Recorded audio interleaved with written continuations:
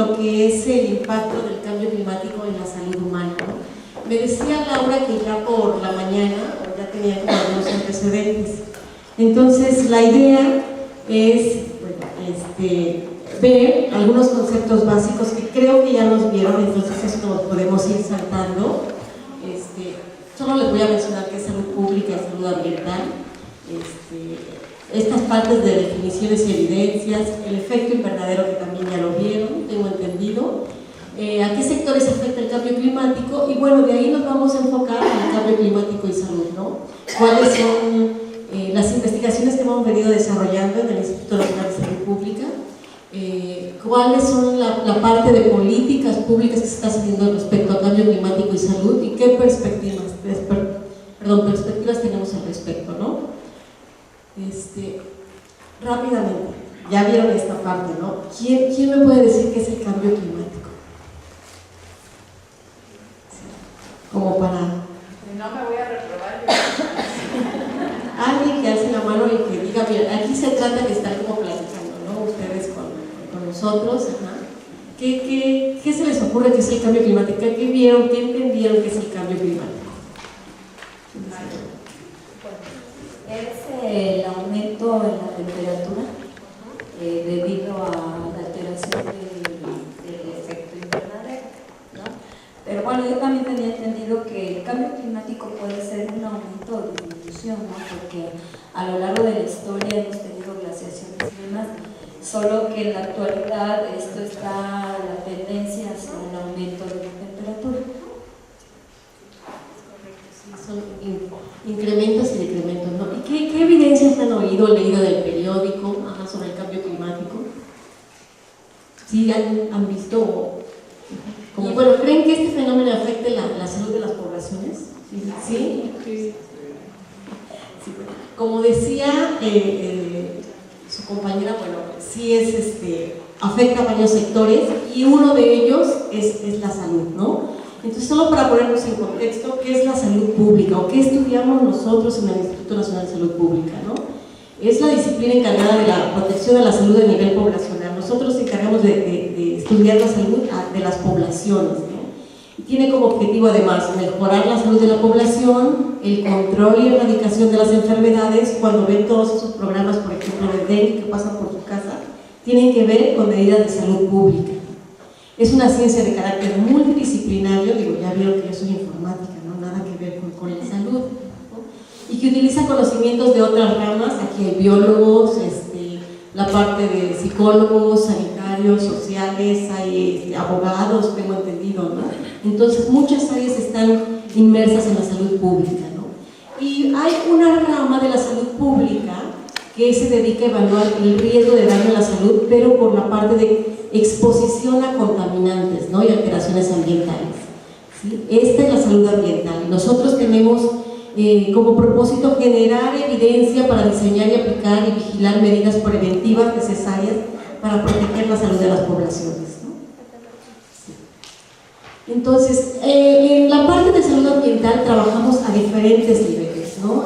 A nivel individual, por ejemplo, ustedes pueden ver estudios del impacto en el neurodesarrollo de los contaminantes atmosféricos, por ejemplo, en niños, a nivel domicilio, en escuelas o barrios, ambiente, y hay una parte muy importante que es la parte como global, ¿no? O sea, no trabajar a pequeña escala, sino trabajar a muy grande escala, y eso ahí donde estamos trabajando la cuestión de cambio climático, ¿no? Todo esto, como les decía anteriormente, para generar políticas públicas, ¿sí? Y ver cuáles son los valores culturales, creencias y comportamientos también que influyen en la salud, ¿no? Me pueden ir interrumpiendo, preguntas que tengan pueden interrumpirlo. Bueno, como decía su compañera, el cambio climático no solo es incremento de temperatura, ¿no? A nosotros nos enseñaron en la primaria que había 5 grandes eras, ¿no?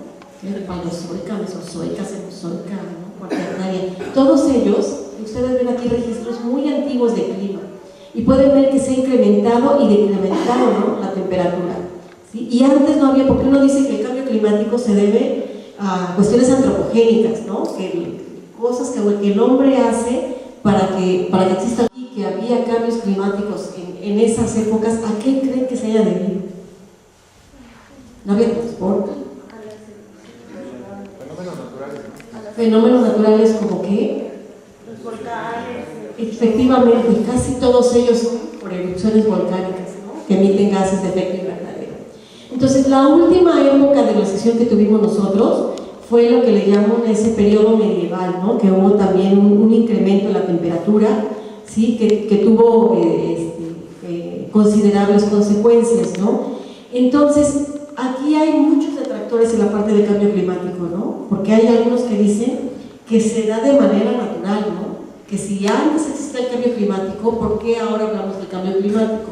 Entonces, aquí el punto es que se está dando de manera muy acelerada por todas las actividades que estamos desarrollando nosotros y lo que estamos generando nosotros. Esta parte del clima, digo, ya lo vieron, que son valores estadísticos, ¿no?, del tiempo atmosféricos, temperatura, humedad, ¿sí? Todo esto se recopila información y uno habla de cambios climáticos cuando son periodos entonces extensos, ¿no? ¿Sí? Por ejemplo, uno dice aquí que vive en la ciudad de la eterna primavera, ¿no?, que ya no es como tan eterna primavera, ¿sí? Pero eso uno ve que hay cambios de diciembre al verano. ¿Ustedes pensarían que es cambio climático? No. Eso se llama variabilidad climática, ¿sí? Uno cuando habla de que está lloviendo afuera es variabilidad climática, ¿no?, o de que está haciendo como un poco de calor, pero cuando estos cambios se dan cuando uno observa, por ejemplo, que hay lluvias cuando no debería de haber, ¿sí?, o que el calor se intensifica antes, ¿sí?, o que de repente se prolonga la temporada de lluvias, ahí ya estamos hablando de cambio climático. Bueno, si tienen dudas, interrumpen, ¿no? Efecto invernadero también ya lo vieron, ¿cierto? Vieron cuáles eran los gases de efecto invernadero y que estos eran los principales promotores del cambio climático. También vieron pruebas del calentamiento global, ¿sí?, un poco de pruebas. Bueno, esta es la temperatura media global de la Tierra, porque si de una cosa se tienen registros, es de clima en la Tierra. O sea, además hay muchas estaciones, está muy monitoreado el clima, y estos son datos de 1850 a los 2000 más o menos, y lo que ven aquí ustedes son las anomalías. Anomalías quiere decir que son los valores que salen como de un cierto contexto, y este es de un periodo basal que es del 51 al 90, ¿sí? Entonces, la anomalía, por ejemplo, de 1970, de la década de los 70, comparado con estos 30 años, ¿sí?, fue un decremento en la temperatura, ¿no? Y uno puede ver aquí que se está dando ya, a partir de épocas recientes, de los 70 para acá, un incremento, y que es cada vez más acelerado, ¿no? ¿Sí? Esto también es temperatura observada por décadas, ¿sí? Aquí lo que vemos además importante es que tenemos cuatro diferentes fuentes, ¿no? Tenemos la NASA, la Organización Oceánica y Atmosférica de los Estados Unidos, que es como nuestro Servicio Meteorológico Nacional, ¿sí?, el Centro Hadley, que del Reino Unido, que es lo mismo, y la Universidad de Berkeley. Y lo que vemos aquí es que todo nos dice que se está incrementando la temperatura, ¿no?, y eso es de llamar la atención. Y aunado a eso, no solo se incrementa la temperatura, sino otra de las pruebas que hay es que ustedes siempre que ven el periódico ven que los glaciares se están derritiendo, ¿no? Entonces la extensión de hielo también va en decremento, ¿sí? Y una cosa muy importante es que los 10 años más cálidos del planeta, ¿les llama la atención algo de esta tabla?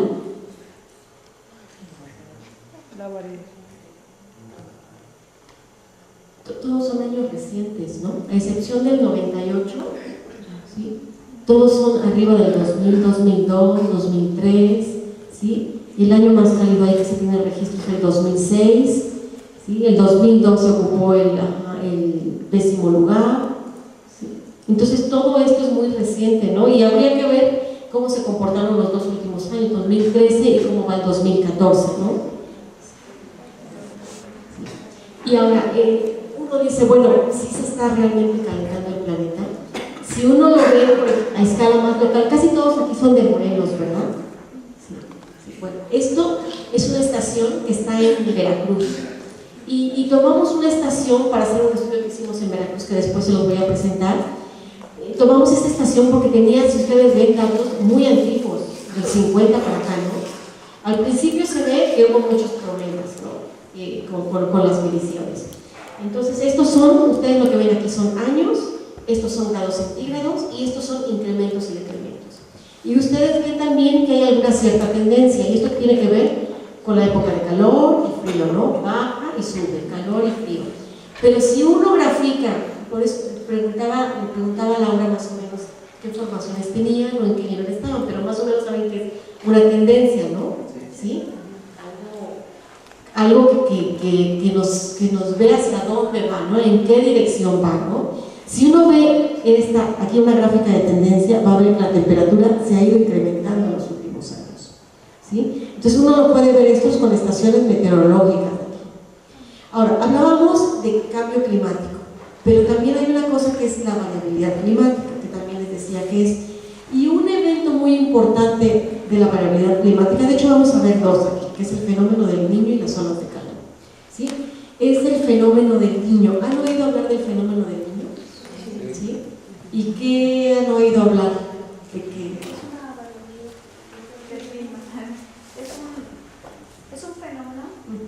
Es un fenómeno que se presenta cada determinado tiempo. Exacto. De hecho, ahorita, 2014, estamos todavía en condiciones relativamente normales, pero con tendencias a que se establezca el Niño en los próximos meses. Sí, Me parece que estaba al 70% para que se estableciera en los meses de verano y al 80% para finales de otoño, algo así. ya lo vieron con alguien también. Y bueno, particularmente para México, lo que genera es que las temperaturas tiendan a subir y la precipitación tienda a bajar. Sí. Dijiste, fíjate, algo muy importante, porque es para México, ¿no? Los impactos del Niño no es igual en todos los países, ¿no? Sí, y efectivamente es una variabilidad, es un agua, un incremento normal de la temperatura del agua del Pacífico, ¿sí? El Pacífico, de hecho, la dividen en regiones, lo dividen en diferentes regiones. Cuando esta agua, como muy anormal, se va a la parte del Pacífico Este, es un fenómeno del Niño. Cuando va, o los vientos lo llevan hacia otra parte, ¿sí? Que es por aquí, por Australia, es un fenómeno de la Niña, porque esto implica que se enfría el agua aquí, entonces son fluctuaciones que se van dando, ¿no? ¿Sí? Y el Niño igual tiene sus impactos en la salud, ¿sí? Estos son los últimos años que ha habido eventos del Niño y de la Niña. Abajo, les van a pasar creo que esta presentación, abajo viene una liga, que es una liga que da la NOAA, ustedes pueden abrirla y ver cómo se va comportando por trimestres, ¿no? Digo, no lo ven así como en tiempo real, pero ven algo muy cercano.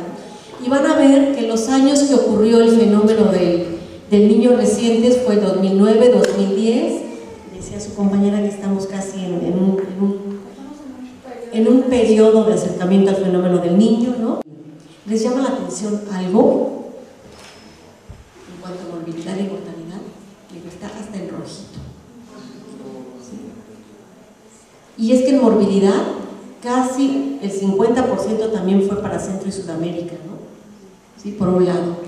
Pero por otro lado, si ustedes se fijan, hubo muchos afectados, ¿sí? Morbilidades, causas de enfermedad, ¿no? Enfermedad, consultas, todo lo que tenemos ahí.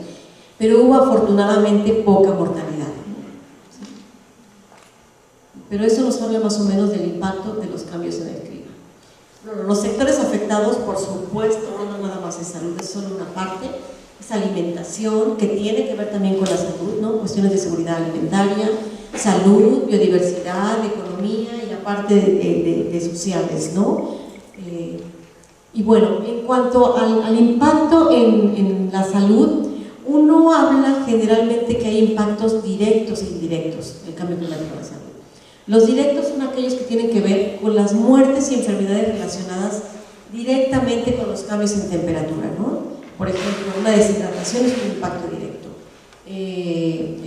Puede ser las ampulas que sangre no le sale, es un impacto directo, ¿no? Por el calor, ¿sí? Y una cosa muy importante son las muertes por golpes de calor. ¿Hay algún médico aquí? No. Es el golpe de calor, ¿no? Es cuando te sube la temperatura corporal, pero el clima no permite que por las noches generalmente ya ven que es más fresco, ¿no? ¿Sí? Entonces te puede subir la temperatura a mediodía, pero la noche te refrescas. Cuando hay una ola de calor, eso no sucede, ¿no? Es una temperatura constante y caliente. Los que vivimos en el sur, de Morelos, de hecho lo sufrimos mucho, ¿no? Sí. Entonces esos son los impactos directos. Y hay algunos autores que dicen que también algunos impactos directos tienen que ver con la producción de alimentos, ¿no? Otros lo ponen como indirectos. Y esto tiene que ver más que nada por cuestiones nutricionales, ¿no? Alimenticias y nutricionales. Y los impactos indirectos se dan cuando hay algún efecto mediador. Por ejemplo, los fenómenos meteorológicos extremos, ahí tiene que ver cuestiones, por ejemplo, más de... Estos son impactos en la diarreas, en dengue, pero no se dan directamente por los cambios en temperatura, ¿no? Sino que después de que hay ciertas inundaciones, ustedes ven que se incrementan, por ejemplo, ¿no? Los casos de diarreas. Hay algunos otros como con la contaminación del aire, ¿no? Que tampoco el impacto es directo, pero por ejemplo la Ciudad de México, y digo, ahorita está mucho en boga la cuestión de los contaminantes del aire, por el hoy no circula.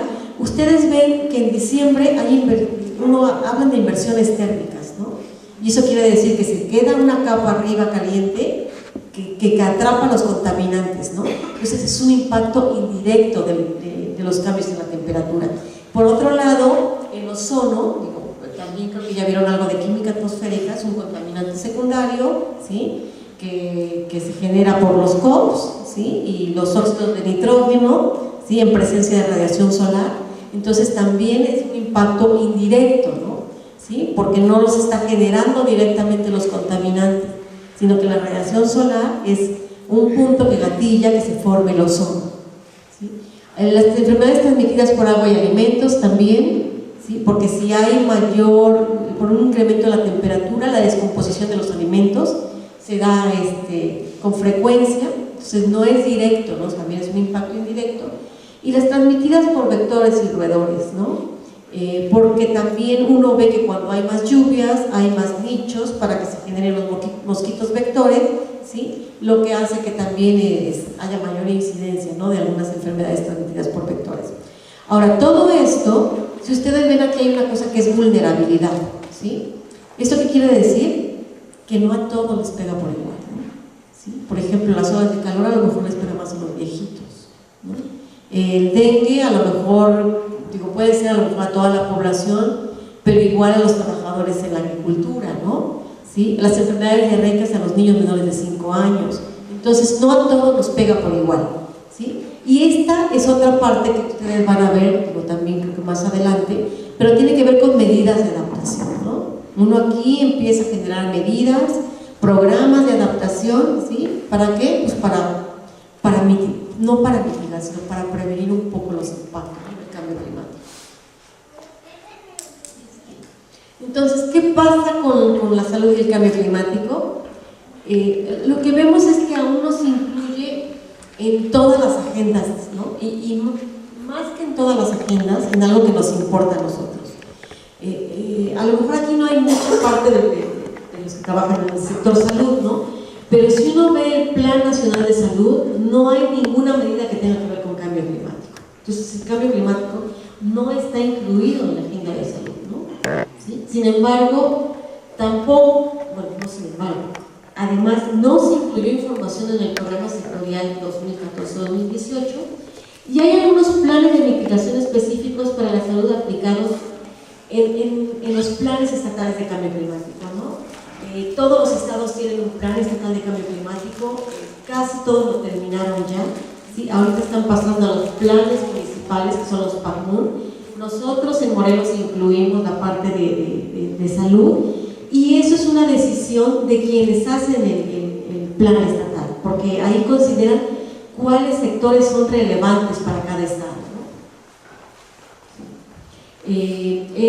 La Organización Mundial para la Salud desde el 2000 ya comenzó a considerar el cambio climático como un factor de riesgo, ¿sí? Y de hecho, digo, uno puede decir que a lo mejor es una mínima parte, pero hablar del 0.2%, ¿sí? Del 0.2% de muertes a nivel mundial atribuidas al cambio climático no es poco, ¿no?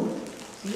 O hablar, por ejemplo, del 0.4% de los años de vida ajustados por discapacidad que se deben al cambio climático no es poco. ¿Saben qué son los años de vida ajustados por discapacidad?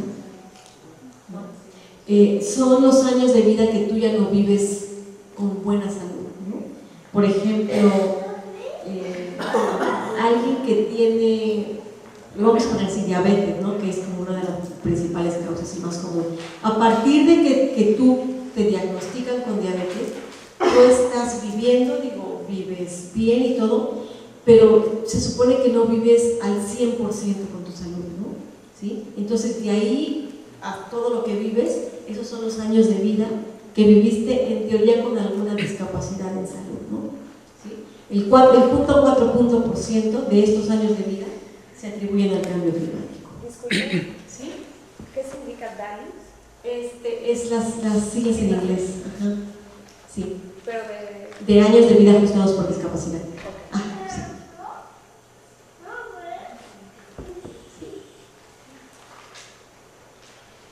Bueno, y los impactos del cambio climático, uno ve muchas enfermedades, ¿no? Que de repente dicen, bueno, antes igual había influenza. La influenza son esas gripitas que te dan, ¿no?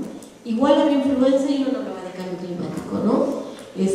Pero hay una parte que son la parte estacional, que uno esperaría que hubiera, ¿no? En diciembre, y otras son las partes que son como atípicas. Por ejemplo, la influenza es muy sensible al clima. Bueno, estos son 1, 2, 3, 4 y hasta 5 asteriscos. Con 1 es poco sensible, con 5 es muy sensible. Esto es relativamente sensible al clima. Y es, como decía su compañera, no es un incremento, si ustedes ven aquí es una disminución de la temperatura, ¿no? Lo que impacta. La meningitis es con un incremento en temperatura y un incremento en precipitación. La leishmaniasis está asociado también a esas dos variables. Las diarreas al aumento de temperatura. El paludismo, ¿sí? Aumento de temperatura, precipitación y humedad, e igual que el dengue, ¿no? Y uno ve aquí su variabilidad que hay es interanual, ¿no? Por ejemplo, la influenza, yo les decía, se da mucho en diciembre, ¿no? Entonces tiene una gran variabilidad interanual. En cambio, uno ve otros eventos como la leishmaniasis que se pueden dar en durante todo el año, ¿no? La leishmaniasis es una enfermedad, ¿sí? Que también es transmitida por vectores como, hijos, tiene que ver. No te sé explicar bien como todo el proceso que se da de leishmaniasis, pero es una enfermedad, ¿sí? que te da como la piel, pero no sé como todo el proceso por el cual se va dando, ¿no? Pero los cambios en la temperatura y la precipitación tienen que ver con... ¿son como alergias? No, es que no son alergias, no son alergias. ¿Pero qué características tienen? Sí, pero un organismo que se va reproduciendo por temperatura y precipitación, sí. Se lo creo si quieren. Sí, Es un conjunto de enfermedades zoonóticas y antroponóticas causadas por protozoos del género. Dice, las manifestaciones clínicas de la enfermedad van desde úlceras cutáneas que cicatrizan espontáneamente hasta ser fatales. Las causas que se presentan inflamación grave del hígado y del vaso. La enfermedad es una zoonosis que afecta tanto a perros como humanos. Sin embargo, animales silvestres como liebres, liebres puramís, entre otros, son portadores también de síntomas del parásito, por lo que se consideran animales reservorios. ¿Pero se repite o no se causa? Es un parásito. Lo que no dice es que es que sí se transmite, cuando no se transmite directo, se transmite como por un vector, ¿no? No se transmite directamente. Sí. Entonces se ve en la piel, pero también internamente afecta otros órganos. Y como dice la compañera, se ve feo. Se ve feo. Entonces, bueno. Una pregunta, Magalia. ¿No hay aquí en esta parte el de Chagas, la enfermedad de Chagas? Fíjate que este es un cuadro de la OMS, del 2005, pero por supuesto, digo, está bastante, le faltan algunas, ¿no? Porque uno ve aquí Chagas, digo, nosotros tenemos, y fue una de las primeras evidencias que sacamos lo del alacranismo, ¿no?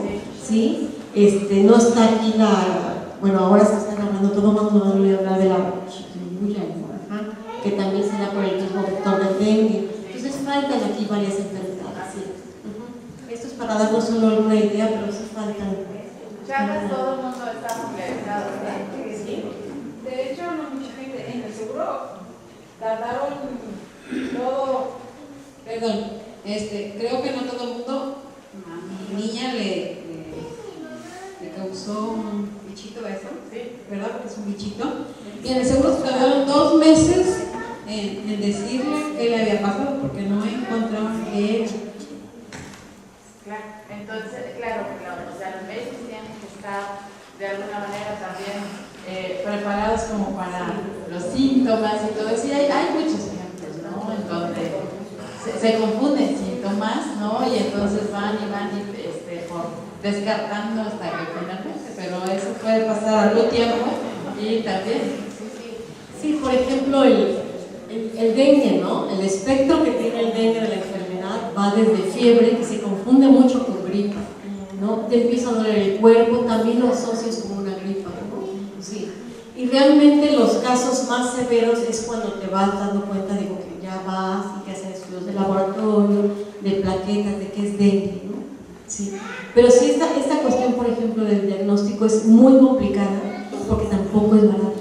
Sí. Entonces, solo, por ejemplo, un porcentaje se manda al laboratorio, ¿no? Sí. Bueno, y entonces, pongámonos en el caso de México, ¿no? México y cambio climático. ¿Sí?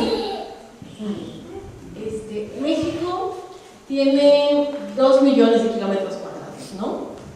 Creo que el último censo dijo que teníamos 112 millones de habitantes, ¿sí? Casi todos, viven en población urbana, más del 50% de ellos viven en población urbana, ¿sí? Hay grandes ciudades, tenemos una megaciudad, ¿no? Que es Ciudad de México, tenemos litorales en el Golfo y el Pacífico, digo, somos un país mega diverso, ¿no? Biodiverso, ¿no?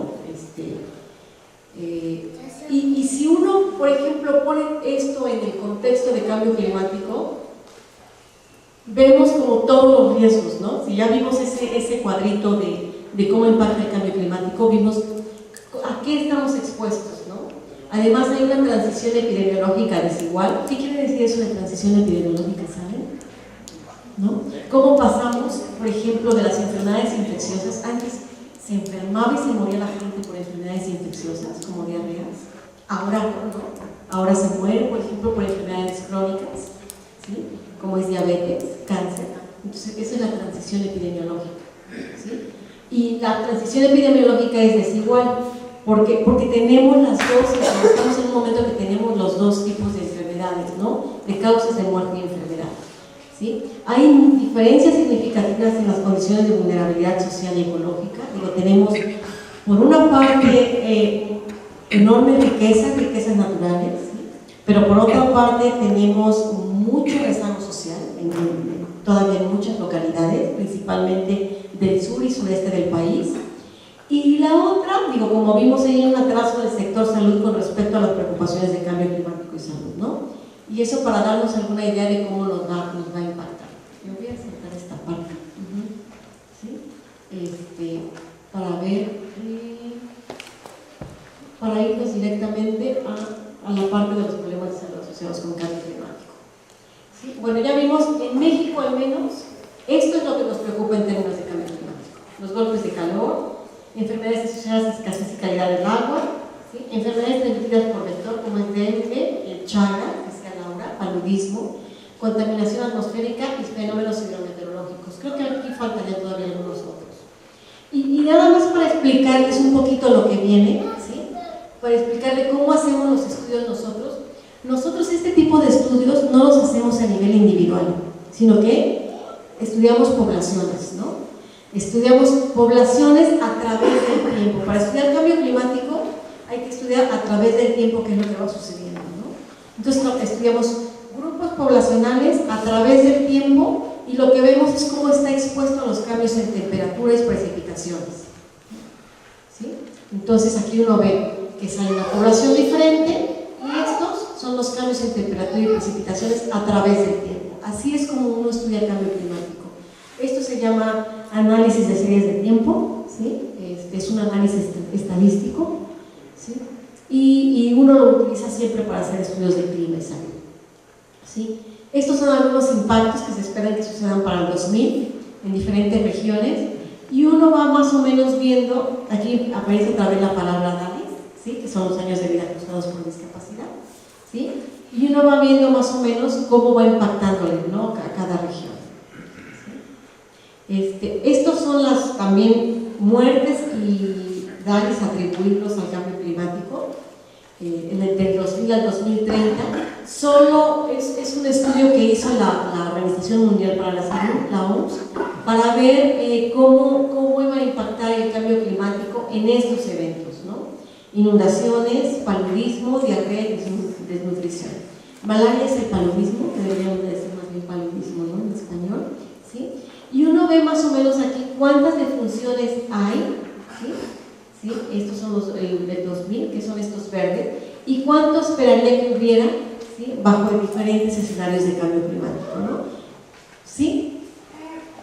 Estas variables que ponen de desnutrición, diarrea, malaria y demás, ¿cómo es que las agruparon como causa del cambio climático? Es decir, porque puede haber desnutrición por situación económica, no sé, ¿no? O sea, hay muchos factores que influyen para que sea una desnutrición. ¿Cómo es que se llega a que sea un factor de desnutrición por causa del cambio climático? Sí, esa es muy buena pregunta. Fíjate, generalmente uno realiza aquí estudios donde tú haces medidas de asociación estadística, alguna variable climática como puede ser temperatura o precipitación. En este caso, pongámoslo con diarrea, ¿te parece? Porque diarrea, sabes que hay un diagnóstico, hay un código internacional de enfermedades, sabes cuántas causas de diarrea tiene, ¿sí? Y tú sacas una estimación, ¿sí? Entre la diarrea, tú puedes decir, por ejemplo, que por cada grado centígrado que se incrementa la diarrea, ¿sí? La temperatura, se incrementa en los casos de diarrea un 20%, ¿sí? Entonces ahí tú tienes una fracción que le atribuyes a esos cambios en temperatura, ¿sí? Que son estimadores que tú haces. Todo esto se hace con estudios, con evidencia científica. Para eso realizamos como los estudios epidemiológicos, ¿no? Y de esa fracción sabemos cuánto se atribuye nada más a un factor de riesgo. Tú, por ejemplo, puedes meterle después un factor, como tú dices, aquí a lo mejor a la diarrea lo que más le pega no es sino son factores sociales. ¿Sí? Puedes meter factores sociales como de rezago y ver cuánto impactan esos factores en tus casos de diarrea. Y tú vas sacando así fracciones. ¿Sí? ¿Sí? Bueno, entonces, vamos a ver diferentes causas, ¿no? Estas son los que más impactan entonces que vimos directamente. ¿Sí? Tiene que ver con olas de calor, ¿sí? Y con cómo te impacta la temperatura directamente en tu cuerpo, ¿no? Sí. Entonces vamos a ver casos de enfermedades y de funciones relacionadas con temperatura, ¿sí? Bueno, ¿qué es una ola de calor? Es un periodo prolongado de tiempo excesivamente cálido. Uno habla de que cuando hay una ola de calor, les decía que no hay un descanso por la noche, ¿no? Es la temperatura está como muy elevada, sea en la mañana, tarde o noche. Afecta principalmente a los mayores de 65 años, ¿sí?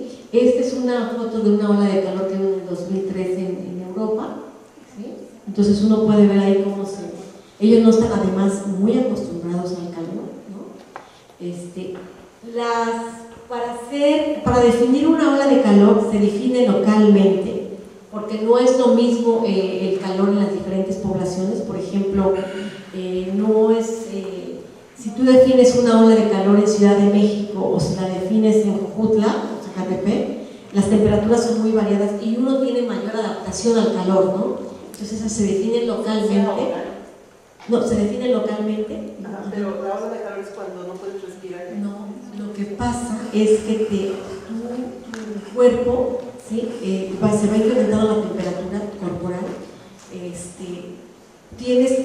tus afecciones son más bien cardíacas, ¿sí? Tiene que ver con tu circulación, ¿sí? Entonces lo que empiezas a ver es como tú tienes que estar como muy hidratado, ¿sí? Como más refrescado, porque empieza, tiene que ver, o sea, te impacta directamente en la parte cardíaca. Sí.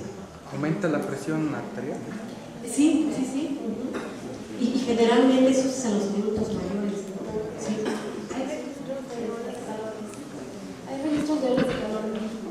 Fíjate que no como tales, pero te voy a poner un ejemplo para que me digas más o menos, ¿no? Porque lo voy a ver aquí en esta parte. Sí. No como tales que digas, bueno, hubo una ola de calor con impactos en la salud, ¿sí? En la Ciudad de México se define, por ejemplo, una ola de calor cuando está por arriba de los 30 grados centígrados durante más de 3 días seguidos. No está asociado a daños en salud, porque en algunas ciudades los asocian a daños en salud. En Estados Unidos, por ejemplo, 3 días o más consecutivos con una temperatura de 32.2, lo cual tampoco nos dice mucho, porque Estados Unidos tiene una gama muy grande, ¿no? Sí. De climas, ¿sí? En Holanda se define como 3 días o más consecutivos en una temperatura máxima de 30 en una región que es de Delft. Entonces todos los definen localmente y estas son unas olas de calor importantes, ¿sí? Te me adelantaste un poco a la pregunta porque mira, aquí viene México con una intervención. Pero si ustedes se fijan, en el 76 en Francia hubo 6.000 muertes por olas de calor, en el 83 4.700 en Marsella, en Chicago. Esta es una muy importante ola de calor que, a pesar de que no tuvo impactos muy grandes, fue importante porque ahí se comenzaron a estudiar las olas de calor, ¿sí? ¿Sí? Con 1.224 muertes, después una en el 98 en India, en Europa con 35.000 muertes, que creo que fueron más, en toda Europa en el 2003, y en California hubo uno en el 2006 que tiene estos registros. Sin embargo, cuando uno ve un mapa de esa ola de calor, la ve como el límite de Estados Unidos, pero tú dices, bueno, las variables climáticas no tienen límites, ¿no? Límites federales, ¿no? ¿Sí? Entonces uno pensaría que impactó también, y te voy a decir por qué después. ¿Cómo, un poquito volviendo a la pregunta de su compañera, cómo digo que estas muertes se deben a esta ola de calor? Generalmente uno sabe cuántos muertos se espera en el año en ciertas ciudades, porque tiene registros, ¿no? Tiene sus registros de mortalidad. Entonces, el exceso de muertes de este año, por ejemplo, de este año, en ese periodo, se lo atribuyeron a las olas de calor, ¿sí? Lo que hubo de exceso. ¿Sí? Entonces, les decía que las personas con mayores factores como de riesgo a las olas de calor son los mayores de 65 años, los lactantes o menores de 4 años, los que tienen enfermedades previas, ¿sí? Porque ya tienen como su sistema comprometido, los que tienen enfermedades crónicas, ¿sí? Los que están con ciertos tratamientos, porque también hace que se deshidraten más fácilmente, ¿sí? Los que tienen trastornos de memoria, ¿sí? o dificultad para comprender o orientarse, porque tampoco saben cómo responder. Hay quienes también tienen dificultad para adaptarse al calor, ¿sí? Con enfermedades agudas, por ejemplo, durante estos episodios, como son las diarreas, te deshidratas, ¿no?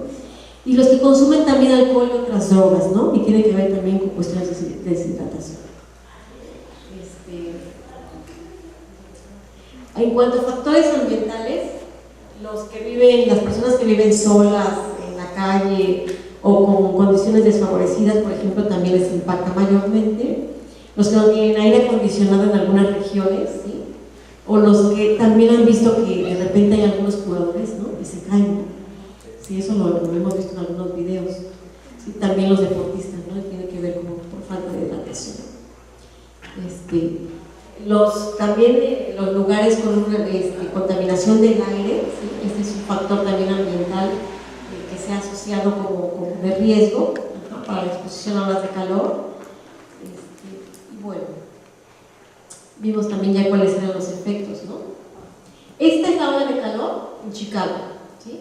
Se dio del 10 al 20 de julio del 95, y si ustedes se fijan aquí en estos días, se fueron incrementando, ¿sí?, las temperaturas. Estos son las muertes, ¿sí? Esta es la temperatura, grados Fahrenheit, ¿sí? Estas que ven aquí, estas líneas, son las temperaturas, y si se fijan, iba incrementándose la temperatura, ¿no? Pero en el día que se incrementaba la temperatura, ese día no eran las muertes. Entonces es una cosa muy importante, ¿sí?, que tiene que ver que cuando te expones, no sucede inmediatamente el evento, sino 1 o 2 días después, como pueden ver aquí, ¿no? Aquí se dio el pico máximo de temperaturas y las muertes se dieron aquí. ¿Sí? Y ahí, ¿quiénes murieron en Chicago? ¿Sí?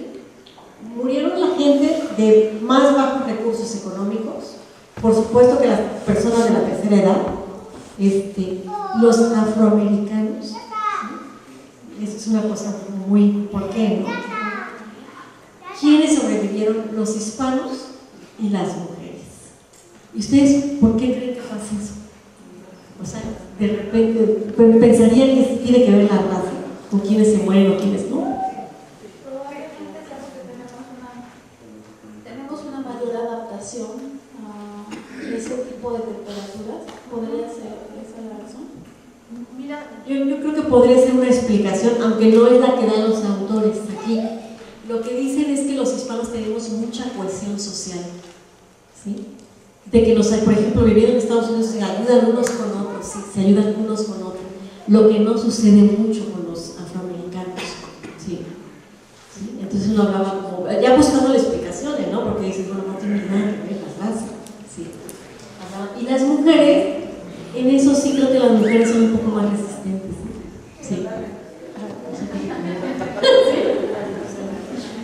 Bueno, entonces esa fue la primera ola de calor que se estudió como tal, ¿no?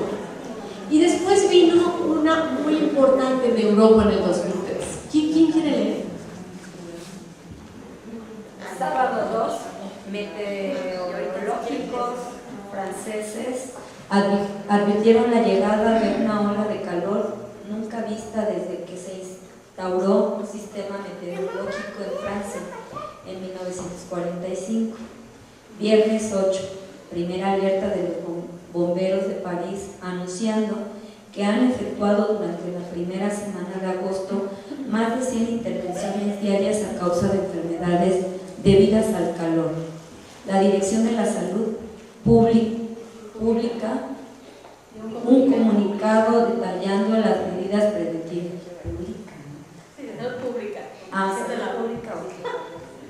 Domingo 10, SOS de los médicos de urgencias asegurando que en 4 días se han producido en la región parisina 50 muertos por el calor. Por allá no hay más que ¿sí? Gracias. Lunes 11. Desmentido de la Dirección de la Salud, argumentando no poseer ninguna estadística real y ningún dato epidemiológico. Alerta en los hospitales de París.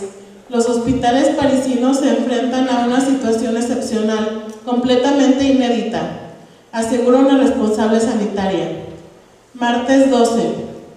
Nuevo balance de víctimas. Se estiman que se han superado las 100 víctimas en todo el país. La Cruz Roja pone en marcha un plan de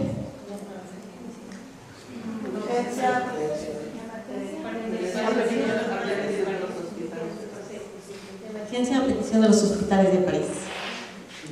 ¿Les llama la atención algo en cuanto a morbilidad y mortalidad? Que está hasta en rojito. ¿Sí? Y es que en morbilidad casi el 50% también fue para Centro y Sudamérica, ¿no? ¿Sí? Por un lado. Pero por otro lado, si ustedes se fijan, hubo muchos afectados, ¿sí? Morbilidades, causas de enfermedad, ¿no? Enfermedad, consultas, todo lo incluimos ahí. Pero hubo afortunadamente poca mortalidad, ¿no? ¿Sí? Pero eso nos habla más o menos del impacto de los cambios en el clima. Bueno, los sectores afectados, por supuesto, no nada más es salud, es solo una parte, es alimentación, que tiene que ver también con la salud, ¿no? Cuestiones de seguridad alimentaria, salud, biodiversidad, economía y aparte de sociales, ¿no?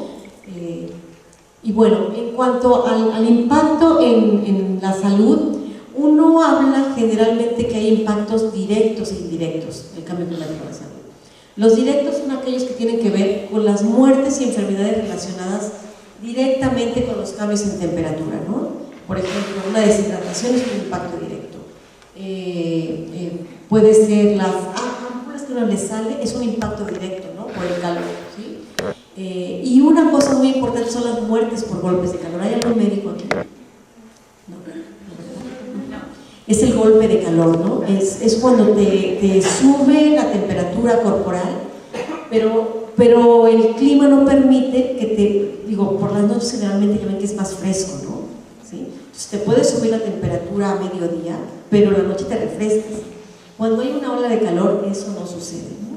Es una temperatura constante y caliente. Los que vivimos en el sur, de Morelos, de hecho lo sufrimos mucho, ¿no? Sí. Entonces esos son los impactos directos. Y hay algunos autores que dicen que también algunos impactos directos tienen que ver con la producción de alimentos, ¿no? Otros lo ponen como indirectos. Y esto tiene que ver más que nada por cuestiones nutricionales, ¿no? Alimenticias y nutricionales. Y los impactos indirectos se dan cuando hay algún efecto mediador. Por ejemplo, los fenómenos meteorológicos extremos, ahí tiene que ver cuestiones, por ejemplo, más de... Estos son impactos en la diarreas, en dengue, pero no se dan directamente por los cambios en temperatura, ¿no? Sino que después de que hay ciertas inundaciones, ustedes ven que se incrementan, por ejemplo, leen, ¿no? Los casos de diarreas. Hay algunos otros como con la contaminación del aire, ¿no? Que tampoco el impacto es directo, pero por ejemplo la Ciudad de México, y digo ahorita está mucho en boga la cuestión de los contaminantes del aire, por el hoy no circula. Ustedes ven que en diciembre hablan de inversiones térmicas, ¿no? Y eso quiere decir que se queda una capa arriba caliente que atrapa los contaminantes, ¿no? Entonces es un impacto indirecto de los cambios en la temperatura. Por otro lado, el ozono, también creo que ya vieron algo de química atmosférica, es un contaminante secundario, ¿sí? Que se genera por los COPs, ¿sí? Y los óxidos de nitrógeno, ¿sí? En presencia de radiación solar. Entonces también es un impacto indirecto, ¿no? ¿Sí? Porque no los está generando directamente los contaminantes, sino que la radiación solar es un punto que gatilla que se forme el ozono, ¿sí? Las enfermedades transmitidas por agua y alimentos también, ¿sí? Porque si hay por un incremento de la temperatura, la descomposición de los alimentos se da con frecuencia, entonces no es directo, ¿no? También es un impacto indirecto. Y las transmitidas por vectores y roedores, ¿no? Porque también uno ve que cuando hay más lluvias, hay más nichos para que se generen los mosquitos vectores, ¿sí? Lo que hace que también haya mayor incidencia, ¿no? De algunas enfermedades transmitidas por vectores. Ahora, todo esto, si ustedes ven aquí hay una cosa que es vulnerabilidad, ¿sí? ¿Esto qué quiere decir? Que no a todos les pega por igual, ¿no? ¿Sí? Por ejemplo, las olas de calor a lo mejor les pega más a los viejitos, ¿no? El dengue a lo mejor, puede ser a lo mejor a toda la población, pero igual a los trabajadores en la agricultura, ¿no? ¿Sí? Las enfermedades diarreicas a los niños menores de 5 años. Entonces, no a todos nos pega por igual, ¿sí? Y esta es otra parte que ustedes van a ver, también creo que más adelante, pero tiene que ver con medidas de adaptación, ¿no? Uno aquí empieza a generar medidas, programas de adaptación, ¿sí? ¿Para qué? Pues no para mitigar, sino para prevenir un poco los impactos del cambio climático. Entonces, ¿qué pasa con la salud y el cambio climático? Lo que vemos es que aún no se incluye en todas las agendas, ¿no? Y más que en todas las agendas, en algo que nos importa a nosotros. A lo mejor aquí no hay mucha parte del los que trabajan en el sector salud, ¿no? Pero si uno ve el Plan Nacional de Salud, no hay ninguna medida que tenga que ver con cambio climático. Entonces, el cambio climático no está incluido en la agenda de salud, ¿no?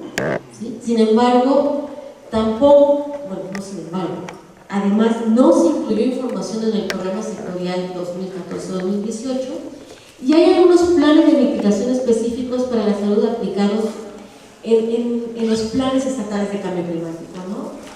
Todos los estados tienen un plan estatal de cambio climático, casi todos lo terminaron ya, ¿sí? Ahorita están pasando a los planes municipales, que son los PACMUN. Nosotros en Morelos incluimos la parte de salud, y eso es una decisión de quienes hacen el plan estatal, porque ahí consideran cuáles sectores son relevantes para cada estado, ¿no?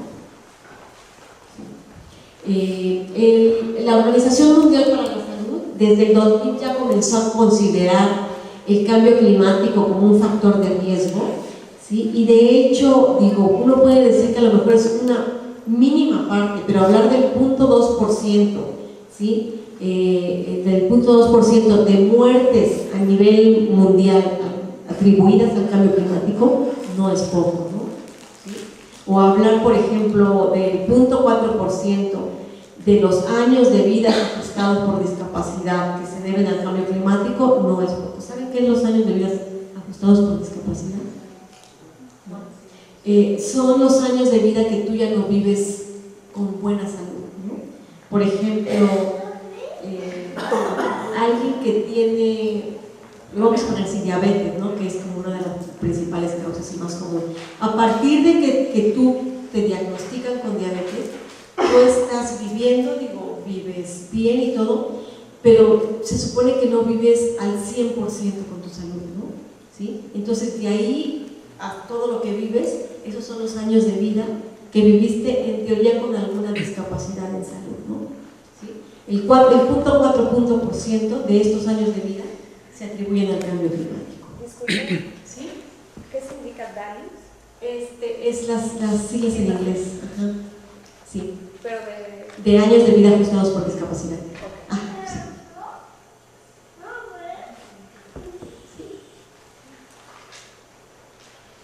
Bueno, y los impactos del cambio climático, uno ve muchas enfermedades, ¿no? Que de repente dicen, bueno, antes igual había influenza. La influenza son esas gripitas que te dan, ¿no? Igual había influenza y uno no hablaba de cambio climático, ¿no? Pero hay una parte que son la parte estacional, que uno esperaría que hubiera, ¿no? En diciembre, y otras son las partes que son como atípicas. Por ejemplo, la influenza es muy sensible al clima. Bueno, estos son 1, 2, 3, 4 y hasta 5 asteriscos. Con 1 es poco sensible, con 5 es muy sensible. Esto es relativamente sensible al clima. Y es, como decía su compañera, no es un incremento, si ustedes ven aquí es una disminución de la temperatura, ¿no? Lo que impacta. La meningitis es con un incremento en temperatura y un incremento en precipitación. La leishmaniasis está asociado también a esas dos variables. Las diarreas al aumento de temperatura. El paludismo, ¿sí? Aumento de temperatura, precipitación y humedad, e igual que el dengue, ¿no? Y uno ve aquí su variabilidad que hay es interanual, ¿no? Por ejemplo, la influenza, yo les decía, se da mucho en diciembre, ¿no? Entonces tiene una gran variabilidad interanual. En cambio, uno ve otros eventos como la leishmaniasis que se pueden dar en durante todo el año, ¿no? La leishmaniasis es una enfermedad, ¿sí? Que también es transmitida por vectores como, hijos, tiene que ver. No te sé explicar bien o sea, como todo el proceso que se da de la leishmaniasis, pero es una enfermedad, ¿sí? que te da como la piel, pero no sé como todo el proceso por el cual se va dando, ¿no? Pero los cambios en la temperatura y la precipitación tienen que ver con ¿son como alergias? No, es que no son alergias, no son alergias. ¿Pero qué características tienen? Sí, pero un organismo que se va reproduciendo por temperatura y precipitación, sí. Se lo leo si quieren. Sí, Es un conjunto de enfermedades zoonóticas y antropónicas causadas por protozoos del género Dice, las manifestaciones clínicas de la enfermedad van desde úlceras cutáneas que cicatrizan espontáneamente hasta ser fatales. Las causas que se presentan inflamación grave del hígado y del vaso. La enfermedad es una zoonosis que afecta tanto a perros como a humanos. Sin embargo, animales silvestres como liebres, liebres puramís, entre otros, son portadores también de síntomas del parásito, por lo que se consideran animales reservos. ¿Pero se repite o no se causa? Es un parásito. Lo que no dice es que es que sí se transmite, cuando no se transmite directo, se transmite como por un vector, ¿no? No se transmite directamente. Sí. Entonces se ve en la piel, pero también internamente afecta otros órganos. Y como dice la compañera, se ve feo. Se ve feo. Entonces, bueno. Una pregunta, Magalia. ¿No hay aquí en esta parte el de Chagas, la enfermedad de Chagas? Fíjate que este es un cuadro de la OMS, del 2005, pero por supuesto, está bastante de falta en algunas, ¿no? Porque uno ve aquí Chagas, nosotros tenemos, y fue una de las primeras evidencias que sacamos lo del alacranismo, ¿no? Sí. No está aquí ahora se están hablando, todo el mundo va a hablar de la chikungunya, que también será por el mismo vector del dengue. Entonces faltan aquí varias enfermedades, sí. Esto es para darnos solo una idea, pero sí faltan. Chagas, todo el mundo está familiarizado, ¿verdad? Sí. De hecho, no mucha gente en el seguro tardaron todo. Perdón, creo que no todo el mundo. A mi niña le causó un bichito eso, ¿verdad? Porque es un bichito. Y en el seguro se tardaron 2 meses en decirle qué le había pasado porque no encontraban qué era. Claro, entonces, los médicos tienen que estar de alguna manera también preparados como para los síntomas y todo eso. Y hay muchos ejemplos, ¿no? En donde se confunden síntomas, ¿no? Y entonces van descartando hasta que finalmente, pero eso puede pasar algún tiempo y también. Sí, por ejemplo, el dengue, ¿no? El espectro que tiene el dengue de la enfermedad va desde fiebre, que se confunde mucho con gripa, ¿no? Te empieza a doler el cuerpo, también lo asocias con una gripa, ¿no? Sí. Y realmente los casos más severos es cuando te vas dando cuenta de que ya vas y que haces estudios de laboratorio, de plaquetas, de que es dengue, ¿no? Sí. Pero sí, esta cuestión, por ejemplo, del diagnóstico es muy complicada porque tampoco es barata. Sí. Entonces, solo, por ejemplo, un porcentaje se manda al laboratorio, ¿no? Sí. Bueno, y entonces, pongámonos en el caso de México, ¿no? México y cambio climático. ¿Sí? México tiene 2 millones de kilómetros cuadrados, ¿no? Creo que el último censo dijo que teníamos 112 millones de habitantes, ¿sí? Casi todos viven en población urbana, más del 50% de viven en población urbana, ¿sí?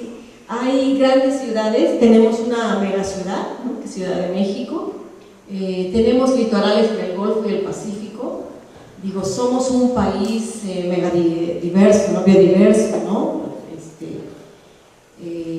Y si uno, por ejemplo, pone esto en el contexto de cambio climático, vemos como todos los riesgos, ¿no? Si ya vimos ese cuadrito de cómo impacta el cambio climático, vimos a qué estamos expuestos, ¿no? Además hay una transición epidemiológica desigual. ¿Qué quiere decir eso de transición epidemiológica, saben? ¿No? ¿Cómo pasamos, por ejemplo, de las enfermedades infecciosas? Antes se enfermaba y se moría la gente por enfermedades infecciosas, como diarreas. Ahora no. Ahora se muere, por ejemplo, por enfermedades crónicas, ¿sí? Como es diabetes, cáncer. Entonces, esa es la transición epidemiológica, ¿sí? Y la transición epidemiológica es desigual, porque tenemos las dos, estamos en un momento que tenemos los dos tipos de enfermedades, ¿no? De causas de muerte y enfermedad, ¿sí? Hay diferencias significativas en las condiciones de vulnerabilidad social y ecológica.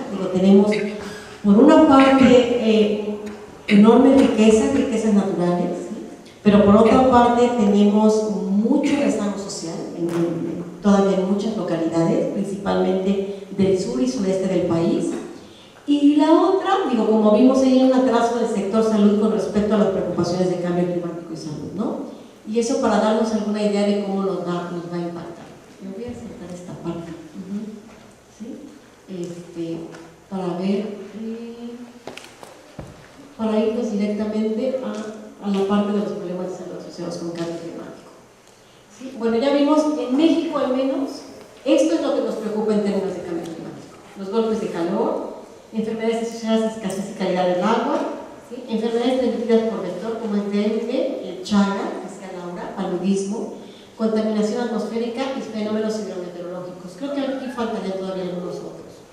Y nada más para explicarles un poquito lo que viene, ¿sí?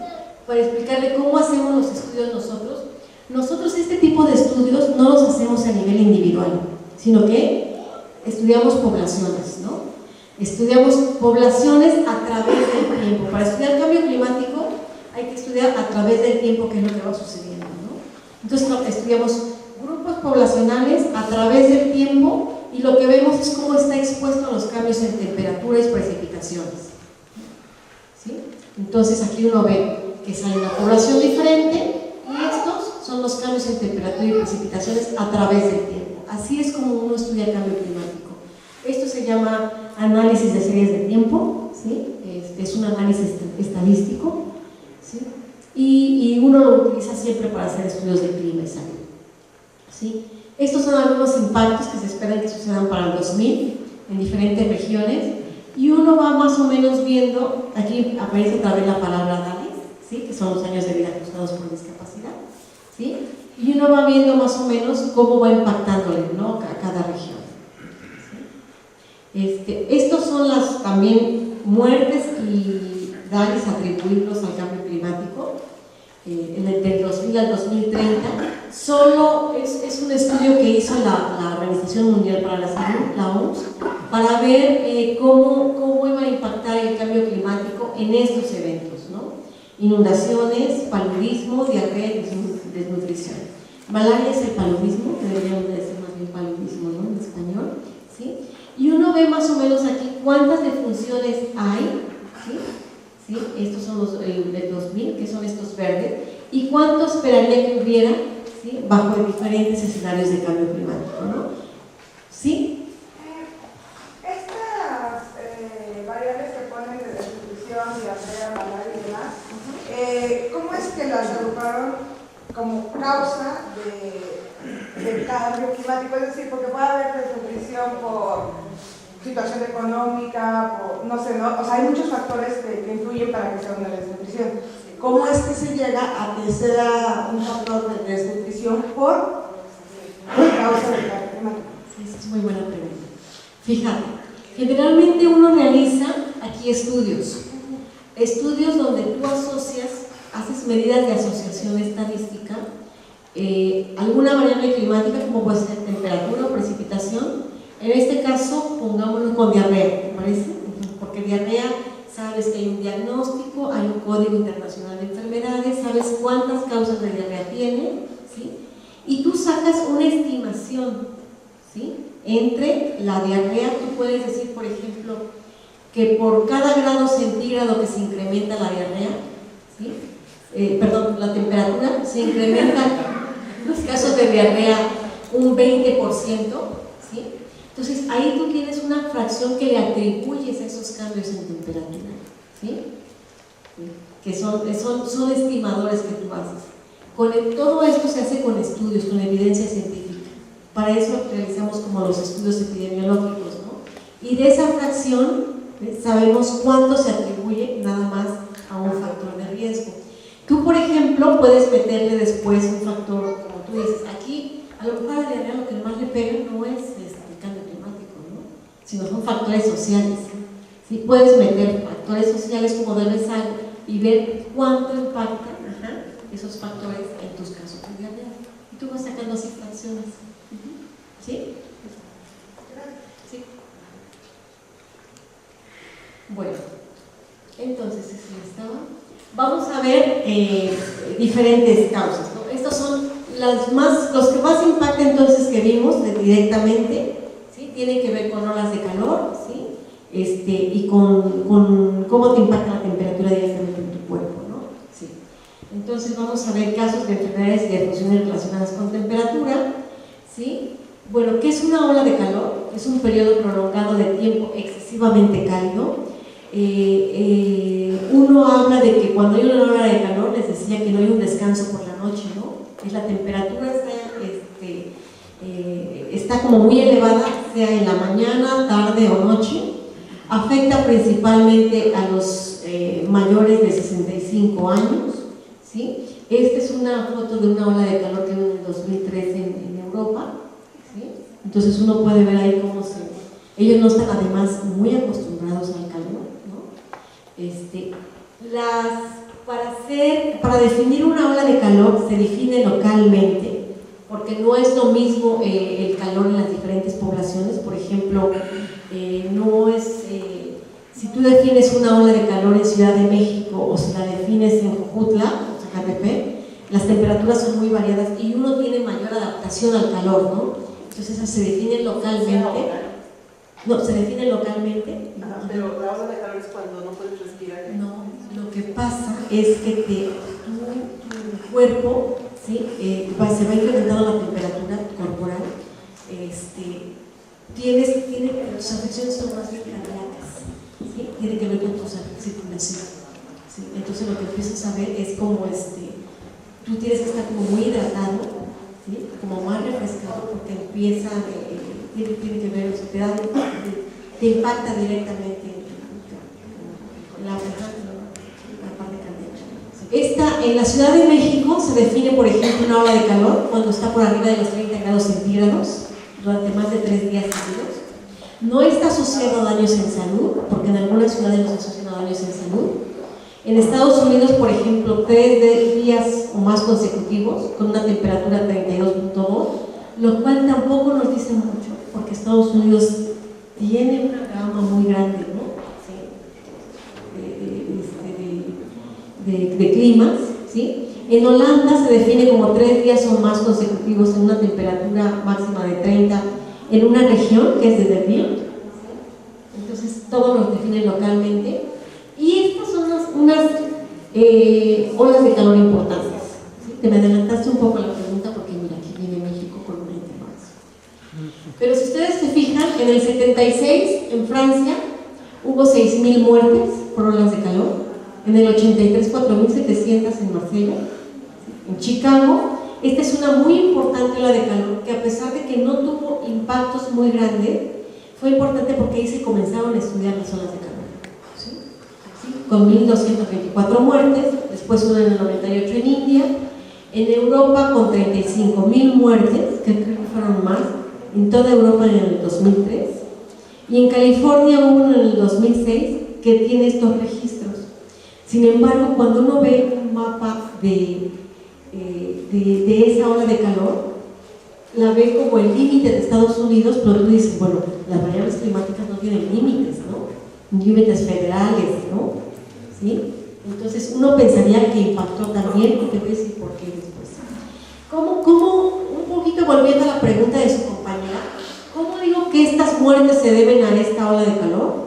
Generalmente uno sabe cuántos muertos se espera en el año en ciertas ciudades, porque tiene registros, ¿no? Tiene sus registros de mortalidad. Entonces, el exceso de muertes de este año, por ejemplo, de este año, en ese periodo, se lo atribuyeron a las olas de calor, ¿sí? Lo que hubo de exceso. ¿Sí?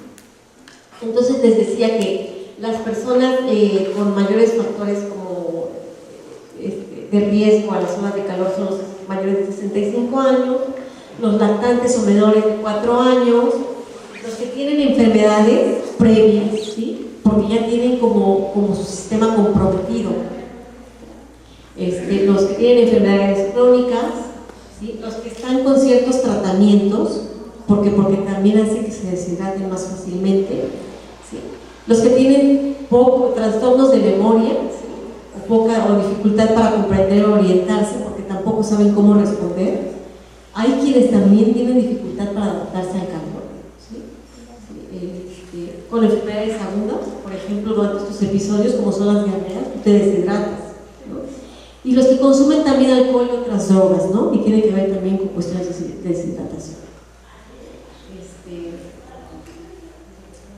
En cuanto a factores ambientales, las personas que viven solas en la calle o con condiciones desfavorecidas, por ejemplo, también les impacta mayormente. Los que no tienen aire acondicionado en algunas regiones, ¿sí? O los que también han visto que de repente hay algunos jugadores, ¿no? Que se caen. Sí, eso lo hemos visto en algunos videos. Sí, también los deportistas, ¿no? Tiene que ver por falta de hidratación. También los lugares con contaminación del aire, ¿sí? Este es un factor también ambiental que se ha asociado como de riesgo, ¿no? Para la exposición a olas de calor. Bueno, vimos también ya cuáles eran los efectos, ¿no? Esta es la ola de calor en Chicago, ¿sí? Se dio del 10 al 20 de julio del 95, y si ustedes se fijan aquí en estos días, se fueron incrementando, ¿sí? Las temperaturas. Estos son las muertes, ¿sí? Esta es la temperatura, grados Fahrenheit, ¿sí? Estas que ven aquí, estas líneas, son las temperaturas, y si se fijan, iba incrementándose la temperatura, ¿no? Pero en el día que se incrementaba la temperatura, ese día no eran las muertes. Entonces es una cosa muy importante, ¿sí? Que tiene que ver que cuando te expones no sucede inmediatamente el evento, sino 1 o 2 días después, como pueden ver aquí, ¿no? Aquí se dio el pico máximo de temperaturas y las muertes se dieron aquí, ¿sí? Y ahí, ¿quiénes murieron en Chicago? ¿Sí? Murieron la gente de más bajos recursos económicos, por supuesto que las personas de la tercera edad, los afroamericanos, ¿sí? Eso es una cosa muy, ¿por qué no? ¿Quiénes sobrevivieron? Los hispanos y las mujeres. ¿Y ustedes por qué creen que pasa eso? O sea, de repente pensarían que tiene que ver la raza, con quiénes se mueren o quiénes no. Probablemente sea porque tenemos una mayor adaptación a ese tipo de temperaturas. ¿Podría ser esa la razón? Mira, yo creo que podría ser una explicación, aunque no es la que dan los autores aquí. Lo que dicen es que los hispanos tenemos mucha cohesión social, ¿sí? De que por ejemplo, viviendo en Estados Unidos se ayudan unos con otros, ¿sí? Se ayudan unos con otros, lo que no sucede mucho con los afroamericanos, ¿sí? ¿Sí? Entonces uno hablaba como, ya buscando las explicaciones, ¿no? Porque dices, bueno, no tiene nada que ver las razas, ¿sí? Y las mujeres, en eso sí creo que las mujeres son un poco más resistentes, ¿sí? ¿Sí? Bueno, entonces esa fue la primera ola de calor que se estudió como tal, ¿no? Y después vino una muy importante en Europa en el 2003. ¿Quién quiere leer? Sábado 2, meteorológicos franceses advirtieron la llegada de una ola de calor nunca vista desde que se instauró un sistema meteorológico en Francia en 1945. Viernes 8, primera alerta de los bomberos de París anunciando que han efectuado durante la primera semana de agosto más de 100 intervenciones diarias a causa de enfermedades debidas al calor. La Dirección de la Salud publica un comunicado detallando las medidas preventivas.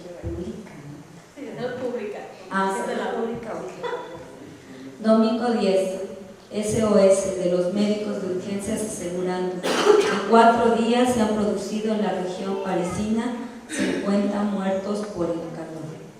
Por allá no hay más crianza. ¿Sí? Gracias. Lunes 11. Desmentido de la Dirección de la Salud, argumentando no poseer ninguna estadística real y ningún dato epidemiológico. Alerta en los hospitales de París. Los hospitales parisinos se enfrentan a una situación excepcional, completamente inédita, asegura una responsable sanitaria. Martes 12.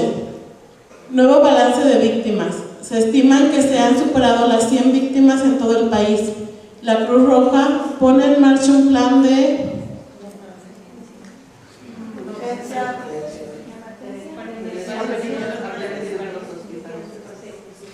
Fíjense la petición de los hospitales de París. ¿Alguien más quiere leer? ¿Quién dice yo? Ahí. Miércoles 13. El ministro de Salud reconoce que hay más muertos de lo normal. Jueves 14. El gobierno de Chirac admite el drama en las ondas de France Inter. El ministro de Salud habla de una verdadera epidemia y de un drama humano a causa de la ola de calor. 18 de agosto. El ministro francés de Sanidad renuncia. 21 de agosto. Jacques Chirac se dirige por primera vez desde la ola de calor a la población francesa. Sí, de Francia. Bueno, esto, si ustedes se fijan aquí, comenzó el 2, termina el 21. Esta vez que se dirigió aquí Jacques Chirac fue desde su presidencia veraniega, ¿sí? Todo el gobierno, digo, además en Europa se paraliza verano, ¿no? Porque todo el mundo se va de vacaciones. Vieron venir que una ola de calor y la cuestión es que no respondió, ¿no? El sistema, es así como si fuera. Estas son las temperaturas, julio 28, julio 29. Estas son las más altas, arriba de 38 para un europeo. ¿Sí? Empieza agosto 2, 3, 4, 6, agosto 8, 9. Entonces ustedes ven aquí cómo está siempre por arriba de los 32 grados centígrados, ¿no? Sí. Agosto 15 se va hacia Italia. Sí, se va de Francia a Italia.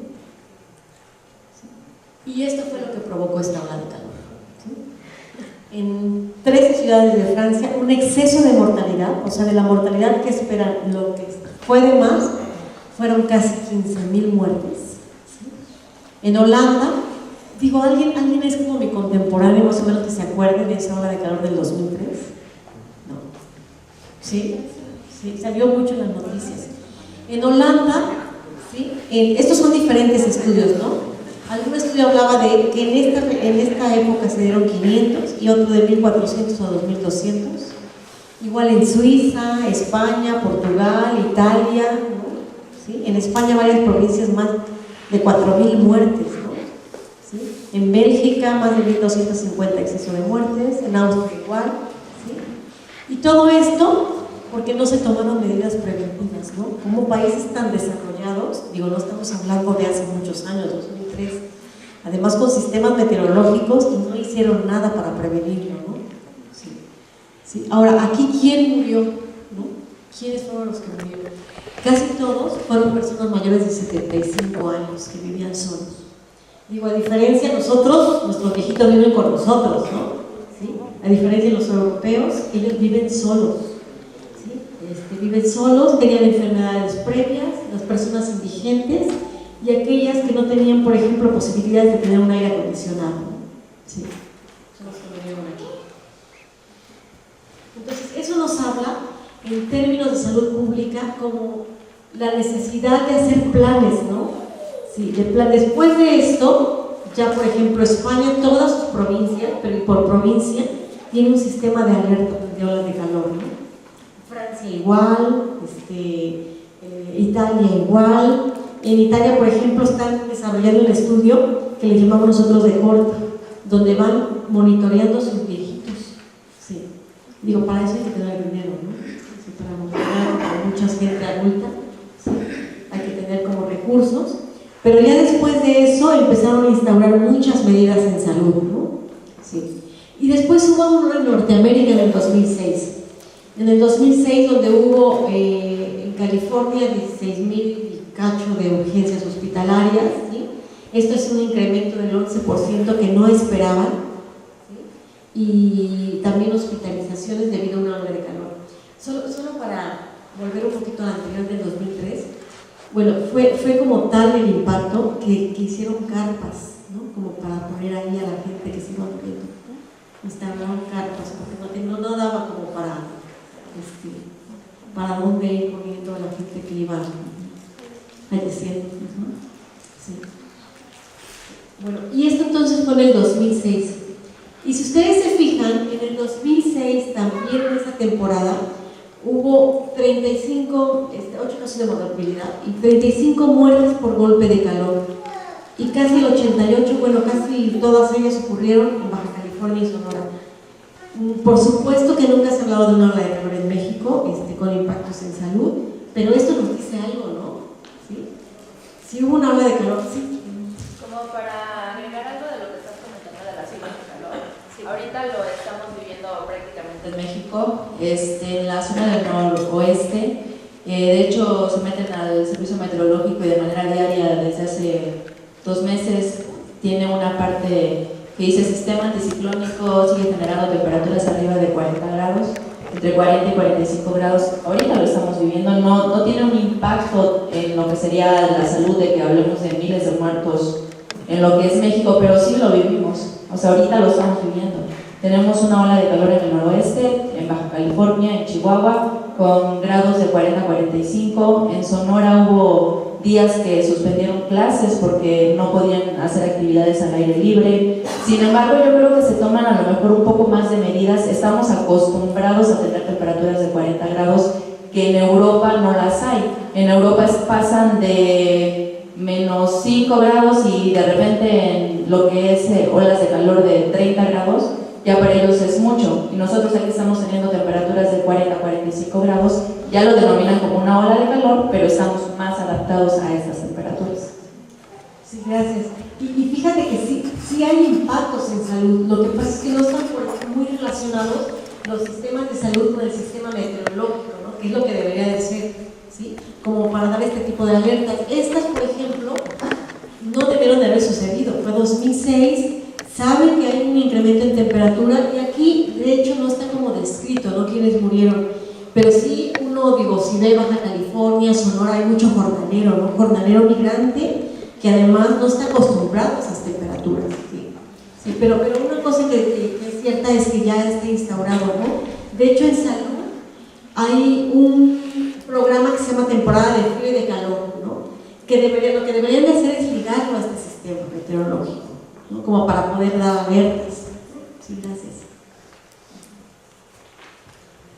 Bueno, entonces esto fue la ola de calor. Luego de estudios de enfermedades respiratorias en grandes ciudades, esto me lo voy a pasar así rápido, pero uno empieza a ver que los contaminantes atmosféricos están muy correlacionados con la temperatura, ¿sí? Hay algunos estudios que así lo dicen, que es correlacionado, quiere decir que se incrementa la temperatura y se incrementan los contaminantes, ¿no? Una correlación negativa es que se incrementa uno y decrementa el otro, ¿no? Pero estos están positivamente correlacionados. Hay estudios que nos dicen, estos son los estimadores que les decía su compañera, que atribuyen, por ejemplo, cuánto de riesgo, cuánto de más o qué porcentaje se atribuye a los contaminantes atmosféricos. Y lo que ven aquí es en diferentes épocas, ¿no? Y cómo esto impacta, por ejemplo, en la época de calor, ¿sí? En la época de calor y en la época fría. Y en cambio, en la época de lluvias, uno esperaría que los contaminantes no impactaran tanto porque se limpia la ciudad, ¿no? ¿Sí? Esto es Ciudad de México y hospitalizaciones. ¿Sí?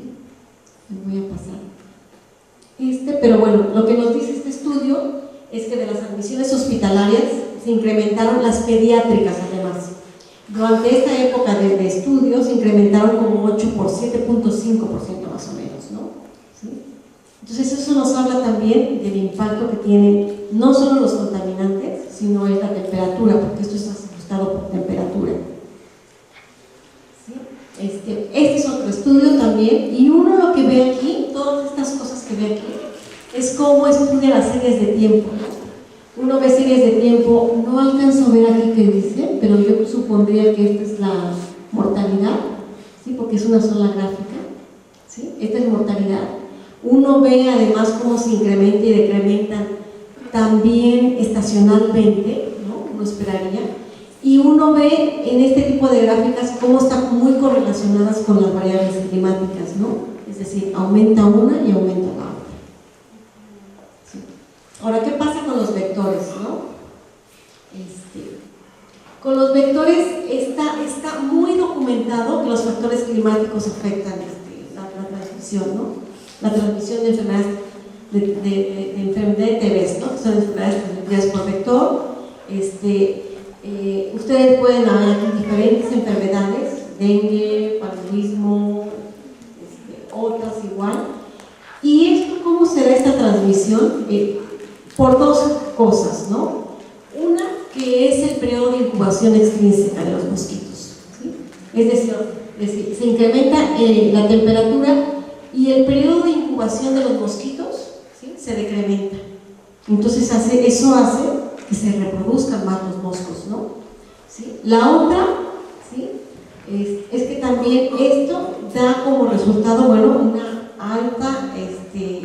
un alto porcentaje de vectores que están además infectados, ¿no?, que pueden estar infectados, ¿sí? Estudios que hemos desarrollado en México, ¿sí?, también de series de tiempo, como vemos aquí pueden ver que esta variable es la variable que mide un fenómeno del niño. El fenómeno del niño tiene también variables con las que se pueden medir, que son la temperatura superficial del mar en el Pacífico. Hay unos 2 índices que son multivariados, que meten muchas variables climáticas, pero hay manera de estarla midiendo, ¿no? También tiene un indicador, ¿sí? Entonces, ustedes ven aquí cómo se comporta la temperatura superficial del mar en una región del Pacífico que además nos afecta a nosotros, porque para eso uno no puede decidir qué región le afecta, ¿no? Y es aquí cuando entran los estudios multidisciplinarios, ¿no? ¿Sí? Esto nos hizo un meteorólogo, ¿sí? Y uno ve que se incrementa la temperatura, ¿sí?, y se incrementan los casos de dengue, ¿no? Este es un evento del Niño del 97-98 que les hablaba, que fue muy grande, ¿sí? Entonces ustedes ven como aquí se incrementó mucho el agua del Pacífico y se incrementaron los casos, ¿no? Entonces, a priori, ustedes dirían que la temperatura tiene, o el fenómeno del niño tiene un efecto en los casos de dengue en Veracruz. Así como, si ve uno esto, pues a lo mejor lo diría así, ¿no? Pero ya uno lo constata, ¿sí?, con modelos estadísticos, ¿no? Y lo que nos dice, por ejemplo, un modelo que realizamos con temperatura, precipitación, y esta es la temperatura superficial del mar del Pacífico, es que se incrementaban hasta 42% los casos semanales de dengue cuando se elevaba la temperatura superficial del mar 1 grado centígrados. ¿Se les hace mucho o poco? 42%.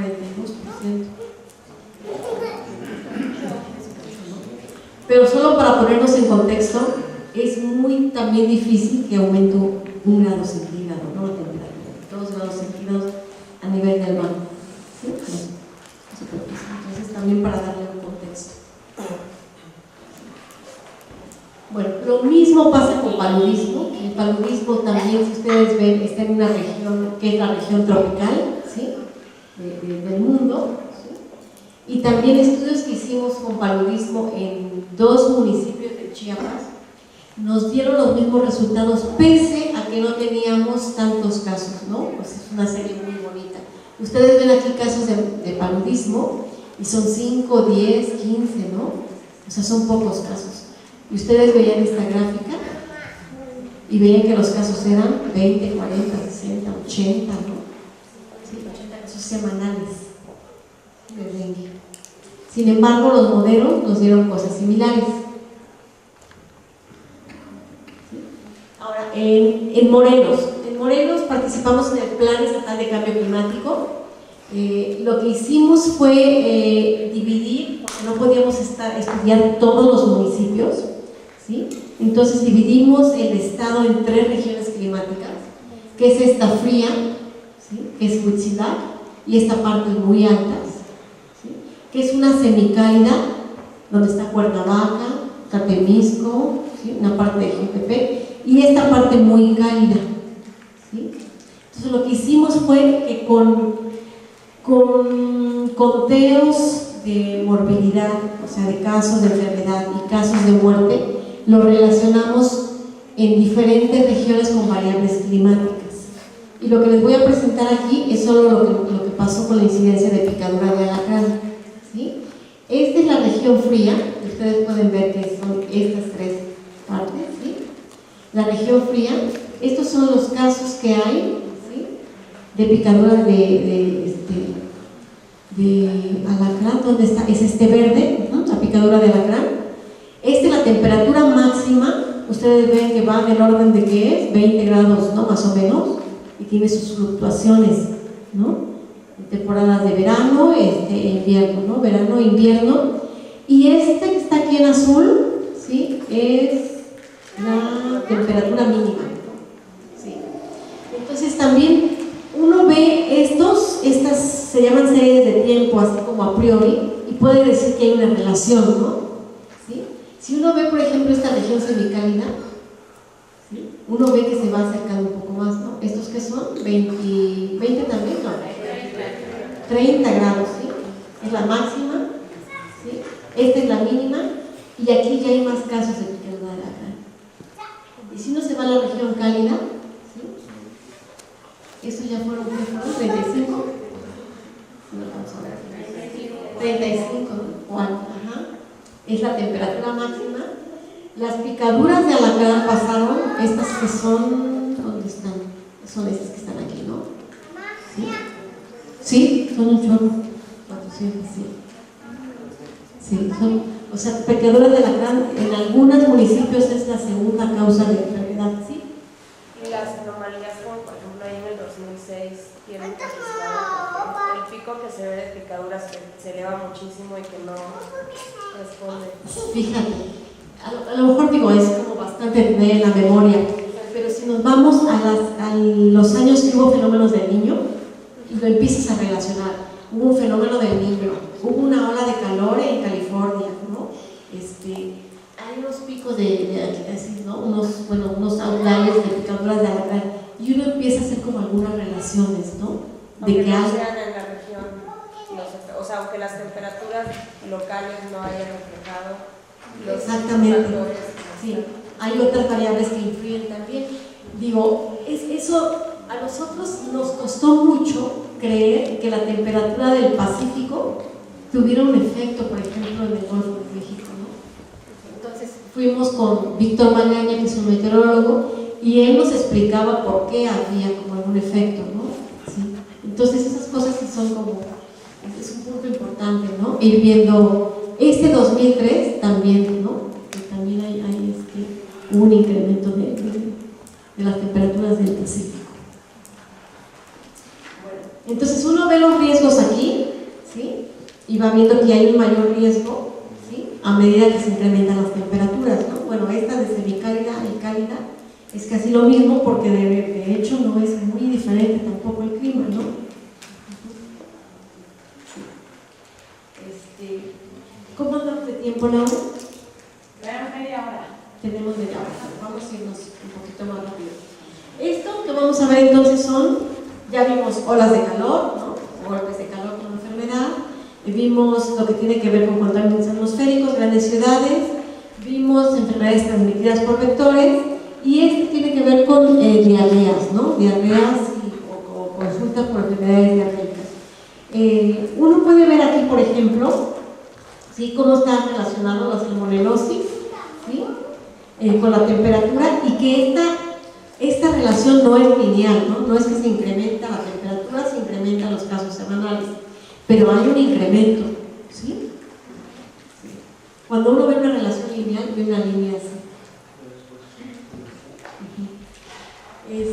También hay muchos estudios que nos han demostrado que por diferentes patógenos, ¿sí?, se incrementan las incidencias de enfermedades diarreicas, ¿sí?, incluyendo diferentes variables climáticas. Por ejemplo, en este estudio solo con temperatura, algunos con precipitación, ¿sí?, y cómo incrementa, por ejemplo, los brotes de diarrea, ¿sí?, la incidencia de diarrea. Las incidencias son los casos nuevos de diarrea, ¿sí? La carga de la enfermedad. ¿Qué quiere decir eso de carga de la enfermedad? Quiere decir los casos que hay, ¿no? Cuando ustedes oigan hablar de carga de la enfermedad, enfermedad son los casos que hay. Estos son los autores, diferentes años, y esto es uno de los primeros estudios que se hizo de enfermedades diarreicas con el evento del niño, ¿no? En Perú. Y lo que nos muestra aquí, ¿sí?, es que por una parte se incrementaba uno, estos son temperatura, ¿sí?, y estas son las admisiones hospitalarias, ¿no? Entonces ustedes pueden ver igual que está como muy correlacionado, ¿no?, el incremento de la temperatura. Y lo que nos decía este autor es que por un incremento de 1 grado centígrado de la temperatura se incrementaban un 8% de grado los casos de diarreas, ¿no? Hicimos lo mismo nosotros en Veracruz, ¿sí? Bueno, no lo mismo porque no lo vimos con el evento del niño, con una variable climática que fue temperatura, y nos mostró en esta región del sur de Veracruz, que es la región olmeca, ¿sí?, cómo se incrementaba uno y cómo otro. Esto lo que nos dice son que son los riesgos relativos. Los riesgos relativos cuando son positivos son por arriba de 1, ¿sí? Y cuando son significativos es que este valor, ¿sí?, no alcanza el valor nulo, el 0, ¿sí? Entonces está por arriba siempre del 0. Entonces uno ve aquí que son riesgos positivos, y como se lee esto, cuando ves un 1.077, ¿sí?, es que tienes un 7% más de casos, ¿sí? Por ejemplo, aquí tienes un 38% más de casos, ¿sí? Y cuando uno ve esto, por ejemplo, empieza a analizar, ¿no? Si se supone que toda la región tiene la misma temperatura, ¿no?, más o menos, la misma precipitación, ¿por qué estas diferencias? ¿Sí? ¿Alguien conoce las Chiapas? Sí. Es una zona muy húmeda, también tiene a lo mejor que ver mucho la orografía. En la zona sur de Veracruz es una zona de lo que son las Chiapas, mucha selva. Es también mucha selva la zona de las Chiapas. Coatzacoalcos prácticamente lo que es la costa. Acayucan también es una zona no tan selvática como lo que son las Chiapas, pero sí debería de haber un factor a lo mejor muy importante ahí, la orografía que tiene la zona. Aparte, la población, lo que serían las Chiapas es una población un poco de bajos recursos, muy marginada, entonces a lo mejor la cultura que tengas de tener ahí lo que se cultiva, es lo del dengue, ¿verdad? Se estaban hablando de... Es diarrea, pero... ¿Diarrea? La cultura que tienen a lo mejor ahí en lo que sería la zona. Tú mencionaste dos cosas importantes, ¿no? Uno, aunque están en la misma región, efectivamente hay una región que tiene diferente, una está en un valle, ¿no? Una parte está en un valle y otra hay diferente orografía. Y la otra muy importante que mencionaste fue la social. Uno ve aquí Coatzacoalcos, que no presenta un riesgo, y Minatitlán, a lo mejor sin conocer demasiado la región, pero son las regiones de las que más ha oído hablar, ¿no? Tienen más servicios. Bueno, tienen más servicios, ¿no? Están menos rezagadas socialmente, y las diarreas están muy asociadas con el rezago social, ¿no? Pero ese punto fue como muy importante. ¿Tenías una pregunta? Sí. Y la otra, ¿a dónde llegan los migrantes? ¿A esa parte de los Chiapas? ¿O no? Bueno, de ese no. Sí, porque hay una parte donde llega este tren. Ajá. De la bestia, ¿no? Sí, y que creo que es por ahí, por esa región. Creo que sí. Bueno, Minatitlán es una zona de mucho todavía tren. Ajá. Todavía se usa mucho el tren de Veracruz, de cargas y eso, ¿no? Entonces, sí, lo que es Minatitlán, lo que es Coatzacoalcos, todavía existen las vías del tren, cosa que a lo mejor aquí ya no. Por ejemplo, aquí estamos viendo diarreas, pero eso es muy importante para dengue, ¿no? Sí, porque hay muchos casos que son foráneos. Y por ejemplo, puede estar muy controlado Veracruz, pero si llega mucho migrante, por ejemplo, ese espacio, ¿no?, para el norte, ¿sí?, con enfermedades, entonces es muy fácil que se empiecen a transmitir. Bueno, y esto es para México. Estos son enfermedades diarreicas, ¿sí? Esto es mortalidad en dos regiones muy rezagadas, que es Guerrero y Oaxaca, ¿sí? Esta es temperatura máxima, ¿sí?, que es esta que está aquí. Ustedes veían aquí al principio, esto es enero del 80, ¿no? Se incrementaba la temperatura y se incrementaban las diarreas, ¿no? Sí. Pero luego algo pasó. ¿Sí? ¿Qué pasó aquí? ¿Alguien sabe? ¿Alguien que tenga niños? Y que sea muy contemporáneo más o menos. No tan contemporáneo. Sí. Digo, estas cosas que se las pongo para, o sea, el cambio climático es muy importante, ¿no? Pero uno debe de ver las enfermedades de manera integral, ¿no? Digo, las enfermedades y todo, ¿no? Los impactos de manera más integral. Aquí lo que pasó es que se implementó la vida oral, ¿sí? Entonces igual, digo, uno veía como que se incrementaba la temperatura, ¿no? Tú lo ves aquí y lo relacionas directamente con el clima, pero hay otras cosas que te pueden impactar mucho, ¿no? Entonces, esto lo que hizo fue que a lo mejor no disminuyó los casos de diarrea, pero sí los casos de muerte por diarrea. ¿Sí?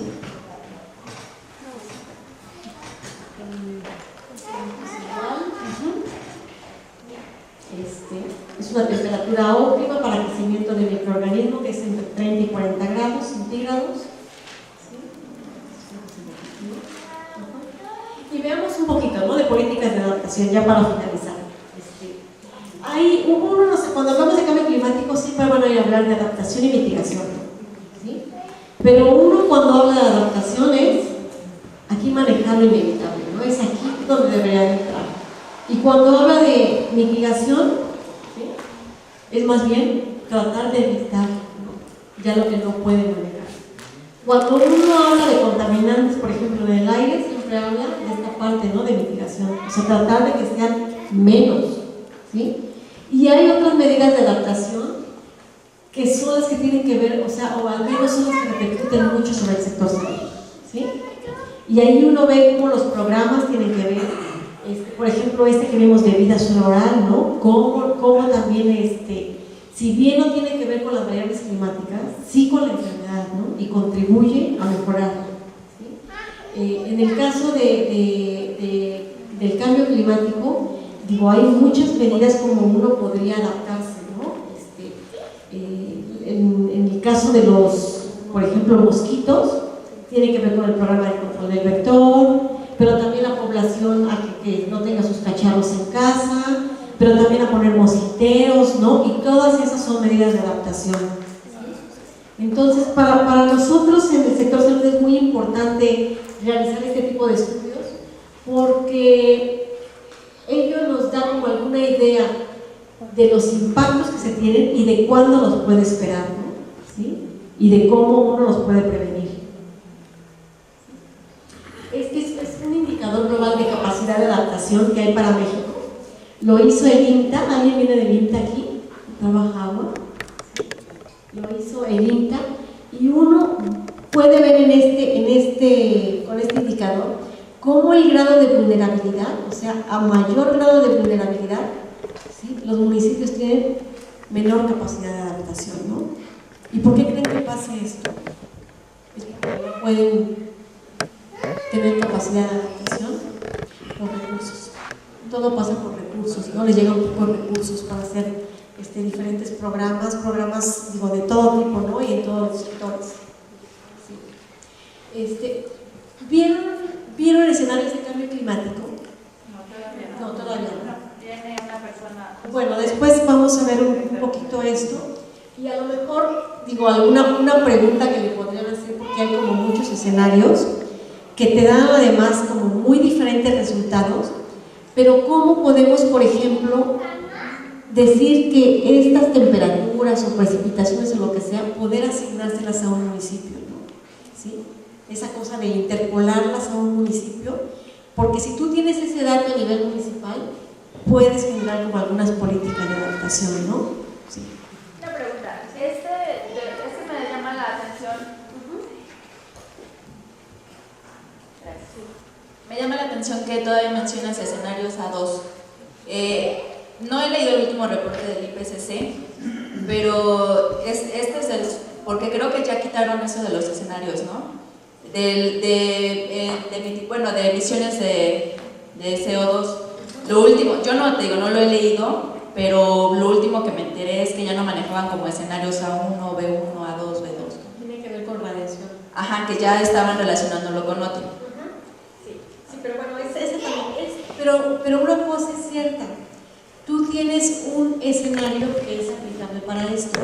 Esto lo que haces A1, A2, depende de tus emisiones que tengas y muchas variables sociales. Lo que dice ella, que les van a explicar que son ahora los escenarios, tiene que ver con radiación, ¿no? Pero también hay diferentes tipos de escenarios. Y yo una cosa me llama aquí la atención, y es cómo puedes lidiar con esto para hacer políticas públicas cuando te dan resultados tan diferentes. Ese es el punto. ¿Sí? Que tú dices, bueno, ¿cómo le entro aquí? Si aquí me dice que ya no son esto, pero es una cosa similar. Porque Bueno, vas a tener... los modelos se siguen utilizando los mismos. Sí, vas a tener lo modelos. Lo que cambiaron fueron los escenarios de emisión. Los modelos tú tienes modelos de circulación general para cada escenario. Entonces van a ver que tienen diferentes modelos. Hay diferentes modelos. ¿Y cómo decides cuál utilizar, no? Para hacer políticas públicas. Y todos vas a ver que te dan cosas bien diferentes, ¿no? Entonces ahí hay un punto como que no hemos llegado, a lo mejor como que las medidas de mitigación que podemos hacer son a muy corto plazo, pero no podemos hacer previsiones a muy largo plazo.